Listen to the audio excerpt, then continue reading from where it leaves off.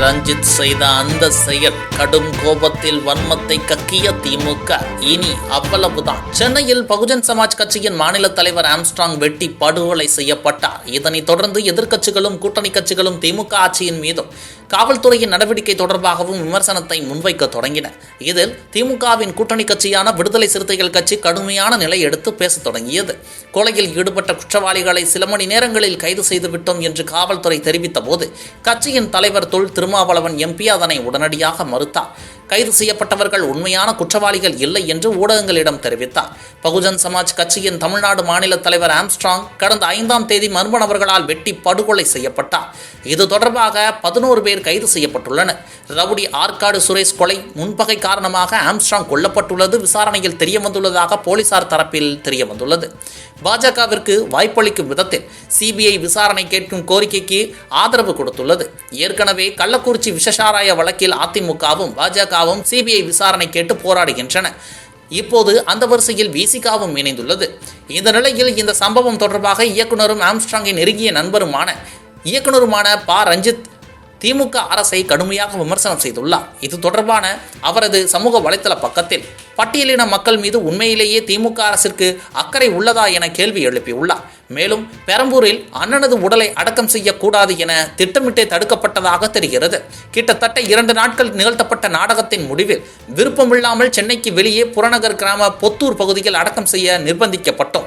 திமுக அரசிடம் அதிகாரம் இருந்தும் நீதிமன்றத்தை நாடச் செய்து அதில் சட்ட ஒழுங்கு முறைக்குள் இந்த பகுதி அடங்காது என்று அவர் வாழ்ந்த பெரம்பூரில் அவரின் உடலை அடக்கம் செய்ய விடாமல் மிகப்பெரிய வஞ்சக செயலை செய்திருக்கிறது இந்த அரசு. உண்மையிலேயே உங்களுக்கு தலித் மக்கள் மீதும் தலித் தலைவர்கள் மீதும் அக்கறை இருக்கிறதா என்கிற கேள்வி எழவே செய்யும் என்றும் வெறும் வாக்குக்காக மட்டுமே சமூக நீதியா என சரமாரியாக சாடியிருந்தார் ரஞ்சித். இந்த நிலையில் ரஞ்சித்தின் காட்டமான விமர்சனத்திற்கு திமுக செய்தி தொடர்பாளரான சரவணன் அண்ணாதுரை பதில் அளித்துள்ளார். இது தொடர்பாக அவர் பதிவிட்டுள்ள ட்வீட்டில், திமுகவை தலித் மக்களின் நலன்களுக்கு எதிரான கட்சி என கட்டமைக்க பாஜக வெகு காலமாக முயன்று வருகிறது. அதிலே படுதோல்வியை தான் சந்தித்துக் கொண்டிருக்கிறது, சந்திக்கவும் போகிறது என குறிப்பிட்டுள்ளார். ஒடுக்கப்பட்டவர்களின் விடிவெள்ளியாய் செயல்படும் திமுகவின் மீது தலித் மக்களின் நலனுக்கு எதிரானவர்கள் என்ற போலி பிம்பம் இந்த சம்பவத்திற்கு பின்னர் பல மடங்கு வீரியத்துடன் சமூக வலைதளங்களில் கட்டமைக்கப்படுகிறதே, அது தங்களுக்கு தெரியவில்லையா?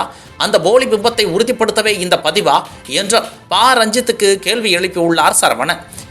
ஆம்ஸ்ட்ராங் உயிரிழந்த தகவல் அறிந்ததும் மருத்துவமனையிலேயே கதறி அழுதார் ரஞ்சித். இந்த நிலையில் திமுக அரசின் சட்டம் ஒழுங்கை விமர்சித்தும் பட்டியலின மக்கள் சந்திக்கும் பிரச்சனைகள் குறித்தும் ஆளும் திமுக அரசை ரஞ்சித் எதிர்க்க தொடங்கி இருப்பது தமிழக அரசியல் வட்டாரத்தில் பெரும் பரபரப்பை ஏற்படுத்தி உள்ளது. எப்போதும் ரஞ்சித்துக்கு உறுதுணையாக இருப்பது திமுக தான் என வெளிவட்டாரங்கள் கூறி வருகிறது. அவரின் படங்களும் திமுகவின் ஆதரவாகத்தான் இருக்கும்.